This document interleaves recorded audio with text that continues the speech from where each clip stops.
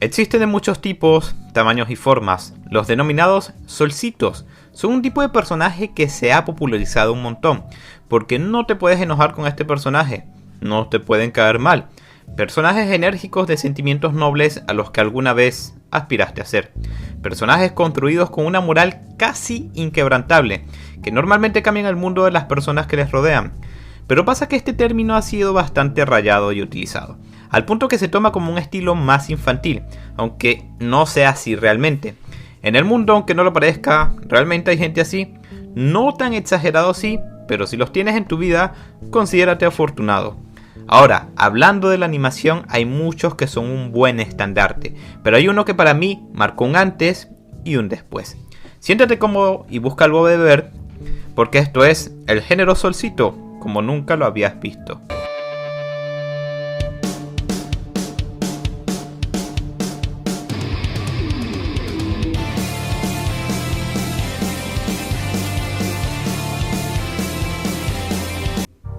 Para dar a entender y explicar un poco el género solcito, lo categorizaríamos en 5 formas, desde lo más básico hasta lo más basado.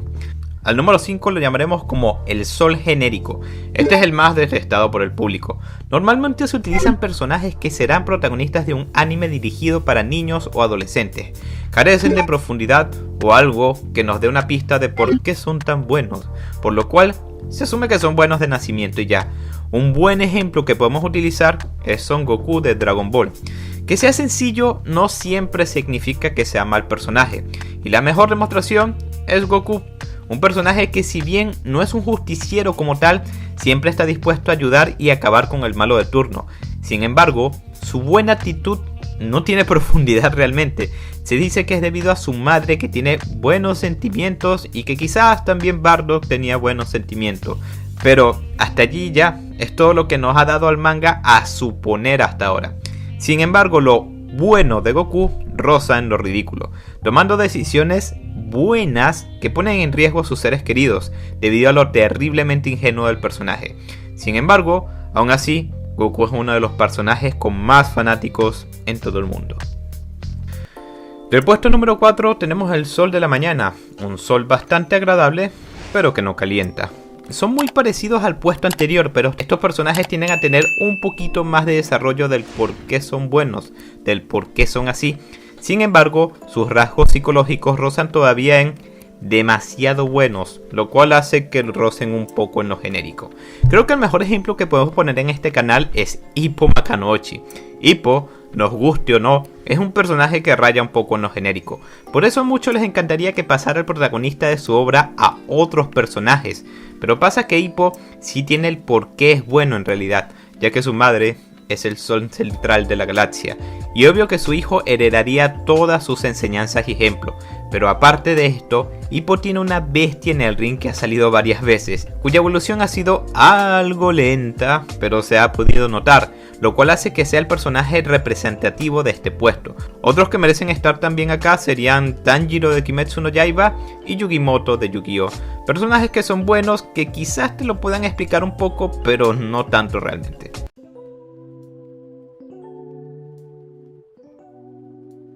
El sol de las 12, aquel sol que calienta fuertemente, pero que quizás es demasiado. Este personaje siempre es amable con los demás, pero generalmente en un grado que roza la toxicidad, lo cual hace que el público tienda a empatizar con él y con su sentido de la responsabilidad.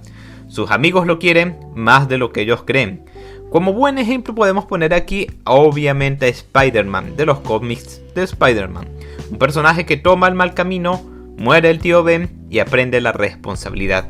A partir de allí trata de hacer lo correcto y cuando comete un error, este termina formando parte de una enseñanza y dándole más fuerza a su personaje. Otro ejemplo que me gustaría hablar aquí es de Naruto. No me extenderé mucho con Naruto, pero sí hay dos cosas que quiero resaltar. Lo primero es su infancia y el hecho de cómo empatiza con aquellos personajes que tomaron el mal camino, debido a que conoce lo que es el dolor. Esto le da profundidad al personaje, pero de la segunda cosa que quiero hablar es cómo evolucionó básicamente, o que quizás el autor no le pudo dar la profundidad que él quería. El clímax máximo de este personaje y de la obra en sí es la saga de Pain, la cual es magnífica, donde el protagonista se enfrenta al dilema de la paz y de las causas justas. Él se veía como el emisario de la paz, pero el antagonista había sufrido los desastres de la guerra debido a los personajes que viven en su país, haciendo un círculo vicioso de odio, yo te ataco y tú me atacas. Naruto cabe resaltar que no encuentra una respuesta para traer la paz, simplemente decide no eliminar a su enemigo debido a que su maestro le inculcó la idea de ser el salvador y sabía que este no era el camino correcto. Hasta este punto estaríamos muy bien, Naruto estaría buscando este camino de paz y para ello se terminó humillando un par de veces. Lo primero fue actuar de resistencia para la chica que quería vengarse de Sasuke, dejándose golpear por esta. Escena que nadie entiende realmente, que dicen que el autor humilló de a gratis a su personaje, pero realmente no es así. Naruto está buscando en su mente el cómo cortar este ciclo de odio. Él lo entendía pero no sabía cómo explicarlo. Y la segunda vez que se humilla es pidiéndole a Raikage que no se vengue arrodillándose ante él, cosa que tampoco funcionó. El autor pasa que acá como que se le agotaron un poco las ideas y se nota en el otro arco, en su arco final, que parece que la obra no fue por el camino correcto. Se ve que hubieron muchas ideas que no funcionaron del todo y también se puede apreciar que no se le da un cierre a este sinsentido de la paz. Simplemente los malos deciden en creer en Naruto por su fuerza y porque no se ha rendido hasta el momento, dejándonos con un amargo sabor de boca porque no tiene un significado un poco más profundo. Del puesto número 2 tenemos el Sol Eclipsado. La verdadera naturaleza de este ser es de alguien bondadoso, pero un pasado trágico los lleva a tener una vida llena de malas decisiones. Normalmente terminan redimiéndose, pero en su redención también terminan moricionando, pagando con su vida el daño que le hicieron a otros. Un buen ejemplo de esto se da normalmente en los viajes temporales, donde el protagonista normalmente, el cual es un sol, conoce a su parte de un universo alterno, un sujeto más rudo y quebrado en su alma. Lo plantean en series como Supernatural con Dean Winchester, que en varias ocasiones se encuentra con versiones de sí mismo que se han rendido con referencia a hacer lo correcto. Y estas versiones alternas normalmente terminan en un final trágico. Otro ejemplo lo vemos en Spider-Man de 1994, una obra de arte por cierto, que en su capítulo final lucha contra otro Spider-Man que se unió a Carnage y que no podía controlarse. Al final de su obra, este personaje se vuelve a encontrar con el tío Ben y decide hacer lo correcto, lanzándose de un edificio y terminando consigo mismo. O en un caso mucho más popular, es Piccolo de Dragon Ball, cuya anterior reencarnación hizo muchas atrocidades y al final en Dragon Ball GT pagó sus últimas deudas destruyéndose a sí mismo junto al planeta. Y por último chicos, tenemos el sol definitivo, el sol de la tarde. Los demás soles ya pasaron por toda nuestra tierra, ya calentaron, algunos poco, algunos excesivamente, pero este sol siempre tiene un hermoso atardecer reflexivo. Como hemos visto a través del video, el género Sol hace entender que estas personas nacieron con ciertos valores implantados y que normalmente estuvieron en un camino correcto. O que si se llegaron a equivocar fue para reafirmar su camino, pero los que están aquí no realmente. Su vida está llena de pecados y su redención a nivel psicológico y físico son una obra de arte. Esto llega para dar un punto y aparte, ya que a cierta edad es natural que no estés orgulloso de un par de cosas que hayas hecho, así que muchos tienden por ver estos personajes como fantasiosos, pero en este caso no es así.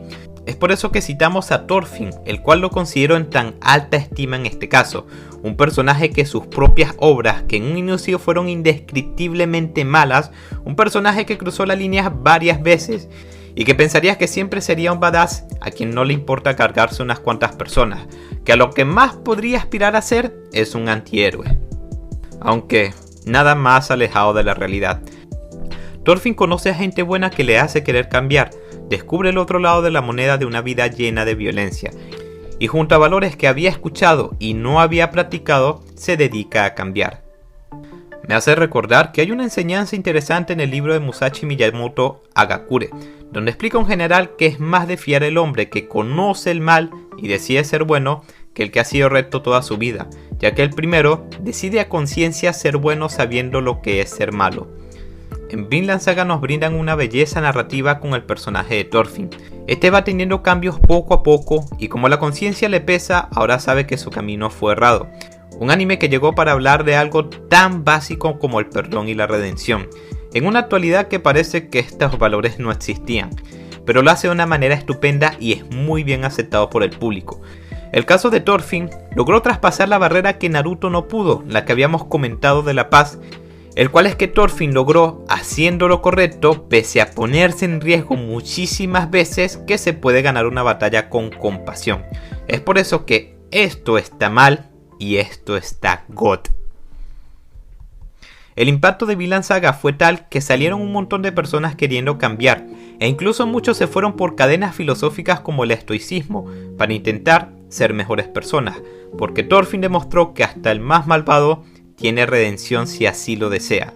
Una enseñanza que se asemeja muchísimo al cristianismo, pero que en casi todos los casos, o al menos en los más conocidos, quienes predican esta palabra normalmente se limpian el ojete con la misma. Thorfinn, un personaje que vino a poner la calidez y bondad como máximo exponente del ser humano. Aparte de Thorfinn, que para mí es el mayor exponente en este punto, debo hacer dos menciones acá también, que son personajes que merecen ser mencionados, pero que en desarrollo no son tan buenos como Thorfinn. El primero es el Tiro Airo de Avatar, personaje que muestra cómo debería envejecer todo ser humano, en un ser sabio, fuerte y bondadoso, a pesar de tener un pasado que bien sabemos que no le hace sentir orgulloso. Y Musashi Miyamoto del manga Vagabond, un personaje que va aprendiendo de su vida y el camino de la espada, y poco a poco se encamina a ser una persona más sabia y bondadosa. En reflexión, de todos estos personajes se pueden aprender un par de cosas, y una de estas es que motiva a la gente a ser mejor persona, aun sabiendo que probablemente el mundo allá afuera no te tratará bien por esto, pero recordando que los más fuertes son los que se preocupan por los demás, y que hacer el bien es un lujo que solo se pueden dar pocas personas. Si el video les ha gustado, por favor dejen su buen like. Me gusta hacer resúmenes de muchos animes y series y opinar sobre ellos, así que revisen la lista de reproducción para ver si hay algunos que les gustaría. También, comenta acá abajo cuál es tu personaje solcito favorito y háganle caso a esta ardilla mágica. Síguenos para más placer.